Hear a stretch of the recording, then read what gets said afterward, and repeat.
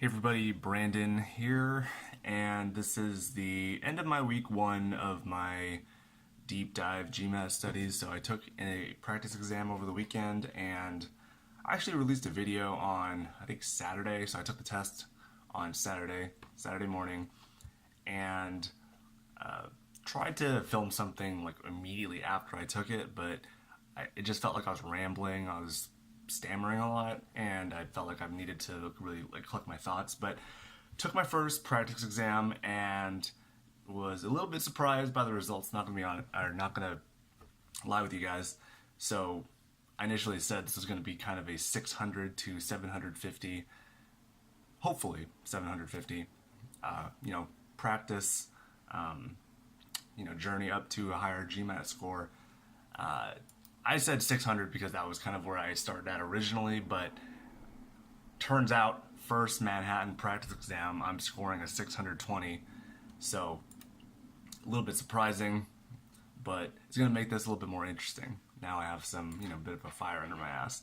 So at the time, so I've heard things about the Manhattan test being a bit more difficult than the original guide, the actual GMAT practice questions, because generally when I've been doing those question sets, so I have the original guide, I have the quantitative guide, and the verbal guide. I'm doing pretty well in those, especially in the verbal. The verbal I've been doing very well. I would say generally in the 80 to 90% range in accuracy, exclusively filtering on medium and hard questions, oftentimes even on hard questions.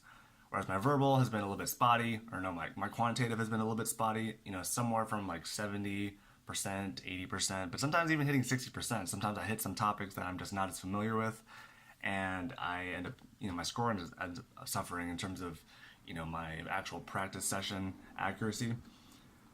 As far as this Manhattan test goes, it's really interesting. I think that these are really great tests. If you're looking for practice exams to gauge your ability, I think these are really solid. I did try a GMAT Club test, like their free test. If you have been studying this GMAT stuff at all, you've probably used GMAT Club. It's this huge forum where people discuss answer choices and give solutions to problems. It's an amazing resource. But their tests, I don't think they were written very well. I tried one of them, the free one. Anyway, the free one is not good at all. A lot of their answer choices didn't make any sense. I was, really curious how these answer choices were going to break out when I started looking at this test, and I'm going to be honest with you, I made a lot of mistakes. I think this is a really interesting test. A lot of these materials are really interesting because a lot of the questions, the original guide, it definitely attacks you in a very consistent way, but I think these questions are a little bit deeper, and there are a lot of shortcuts and assumptions that I make that I didn't really realize I was doing, that were really put in the spotlight by this test because it would be challenging some of these shortcuts that I would want to take. And now that I'm reading back through these answers, I'm realizing that it was a imperfect shortcut that I was developing. I was developing some shortcut, like perhaps avoiding has been, have, because generally those are wrong answers, but not really understanding why I was doing that. So in a lot of these verbal questions I was choosing the answer that didn't include those words that I had normally been staying away from because they're generally wrong on the original guide, and then choosing something that I wasn't as confident in because of that rule, even though the other choice was correct. Now, let's go into specifics. So I want this to be kind of a discussion of, things that I'm recognizing in my own tests. So perhaps, if you're kind of reviewing your own test, you can maybe be thinking about different things that you could also be thinking about. I'm trying to be as analytical as possible with this, and obviously my score is a bit underneath what I want it to be, although I would assume that given OG questions, and also just having this is my first practice test in a while, I'm fairly confident that I could score a lot higher than this on an actual test. But yeah, so essentially what I did with the test, I just reviewed all of my incorrect questions, answered them into my error log, and I'm going to break down how I'm using this error log. It's kind of evolved over time, but essentially just getting data in so I can break out what kind of topics I'm really struggling with. I can look at perhaps issues of timing. If I have certain question types that I'm really messing up on the time, I can really drill into those later during the week, as well as why wrong. I want to know if I'm just being careless a lot, if I'm just finding certain concepts to be very tough, or if I'm just simply missing the concept at all. I have that all captured here. But anyways, looking into the quantitative side, so let's look for these trends. So things I'm looking for. So obviously, like I said, I'm looking at what I'm getting incorrect, and then deep diving into each of those solutions, writing down my takeaways in the comments. So this is actually my verbal log, but yeah, writing down all of the relevant information so I can review this later in the week. So with the quantitative, there was a pretty dramatic weakness, I would say, in my geometry questions. I missed a lot of questions related to triangles, polygons, and they weren't, the really interesting thing about this test was I actually had a lot of these questions I probably would have gotten wrong in the past, but I've been reviewing a lot of these different little principles. But like I said, the Manhattan test just kind of dives a little bit deeper than I'm used to. For example, there was a problem where it was a cube. It was a cube. No, was it? A cube, a sphere inscribed into a cube. And I reasoned out, I needed to know what the diagonal was, or the difference between the outside of the sphere and the diagonal of the cube. And I made a mistake by flattening flattening the whole thing into a 2D into the 2D space, and then calculating that difference from that frame of mind. But I didn't realize that a sphere would have a different value for that because it's in 3D space, even though when you're flattening down, you think it would be the same. It was just small things like that where I just didn't go the full additional step to get the answer. Overall, so for math, my time was actually pretty good. My timing was really solid. I was focusing on accuracy, although ironically in the verbal, that actually kind of came back to bite me in the ass. But yeah, so quick questions, did pretty solid. So I got a good streak of maybe like 6 questions right where I answered very quickly. In the middle ground, a little bit more spotty.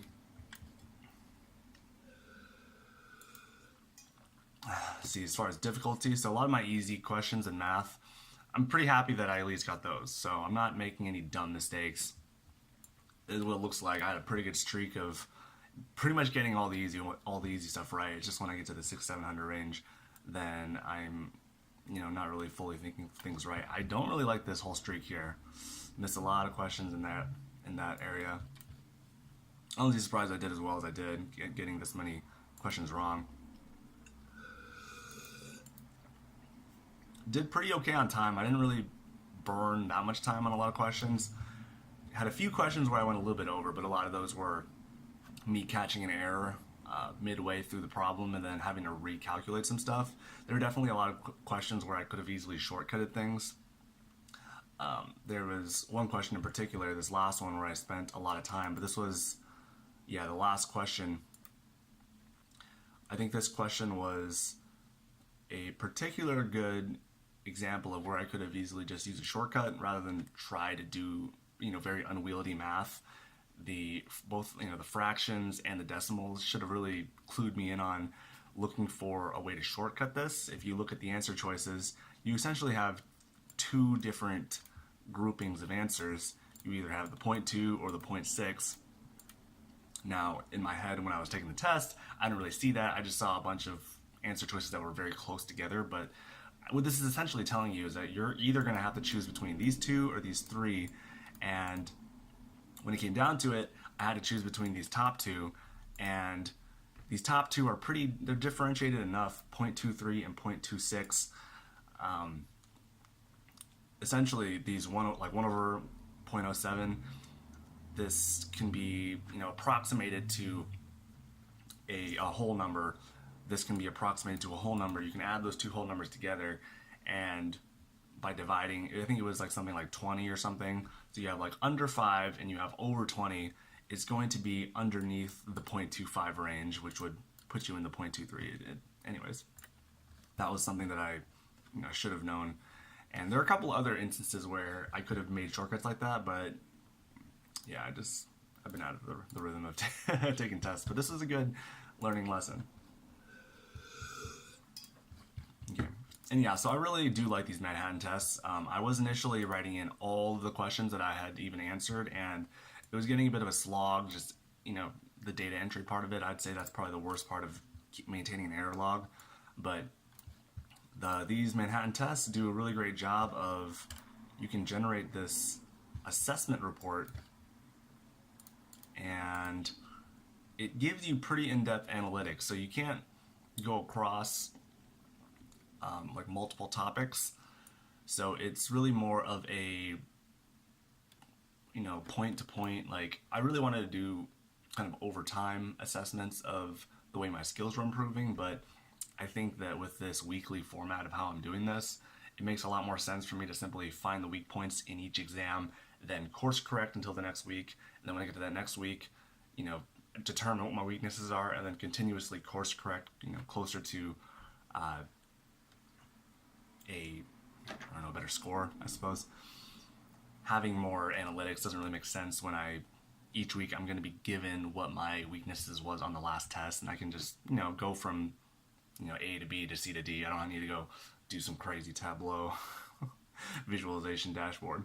But yeah, so this Manhattan assessment report does pretty good analytics, gives you, total correct, incorrect, but then also gives you percent correct, gives you average time of your correct, incorrects, gives you the average difficulty of the correct, incorrect, as well as breaks out your problems into the different areas. So you can which ones you need to dive into. So for this particular quantitative exam, I had a lot of questions where I messed up on the geometry. There were just these subtle things that I was mixing up during the test. Yeah, so I spent most of this video talking about my quantitative. For my verbal, actually I need to go back to the assessment report's not really where I want. I made a lot of errors in my verbal. Like I was saying, there are a lot of heuristics, these shortcuts that I've been using that have been pretty effective on the OG, but I wasn't really understanding the mechanics behind it. I was developing patterns through a lot of repetition, but not really understanding. Whereas I think these Manhattan tests do a really good job of forcing you to understand the concepts rather than just develop these shortcuts. I like their answer explanations. The OG stuff is pretty bare minimum. I pretty much always go to GMAT Club to understand the answers, and especially in the verbal, they don't really break out too much, and I've just been able to break out the sentence and try to find the pattern, but that's the problem, is I'm finding the pattern with the verbal and I'm not understanding why particular sentence choices are correct. I'm pretty good with sentence correction, but I got pretty wrecked in this test. Something that is good though, my average difficulty was pretty high when it comes to my verbal. A lot of my, even like looking in my verbal log, almost all of my answers or the questions that I got incorrect were in the 700 to 800 range. So, I'm not happy with it, but at the very least, I'm not making too many like early beginner mistakes. I mean, you could say beginner mistakes is because I'm, obviously didn't score as well as I wanted to, but most of my questions were in the 700 to 800 range, and a lot of the time I had the other answer. It was a process of elimination. I just chose the wrong way. I was trying to be a little too clever about it and not just going straight forward to the answer that I thought. So again, that's another learning lesson. I have some Manhattan materials coming in the mail, so I think that'll help really bring up my understanding. And I may purchase a GMAT, like an actual GMATPrep OG exam pack. They are a bit expensive though. I think it's $50 for the next test pack. Let's see, GMAT exam pack. Yeah, exam pack. Let's see, exam pack 1, or 3 and 4, I guess. So I think Kaplan is like $30 for 6 tests. I don't know. That's just a figure I've seen online. Manhattan, I know, is $50 for 5 tests because you get the first one free. There's 6 tests, but that's like $10 a test. Okay, sorry, sir, I don't want to answer this question. Yeah, so $50 for 2 exams. That is a bit steep compared to, so it's like $25 an exam compared to $10 an exam, although I am buying 6 exams. I may do this.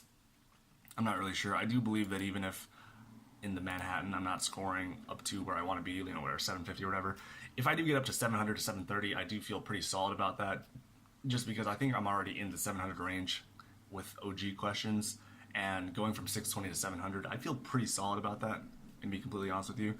We'll see. We'll see how things are going as I work through the Manhattan test. I think I'm probably going to do that. I think that they have better learning opportunity with their answer evaluations or their answer breakdowns. Anyway, this video is getting pretty long, so I'll end this. But yeah, so week 1 exam putting me at a 620. Gotta gain 130 points to get to where I want to be. Let's see if I can do it. Thanks for watching.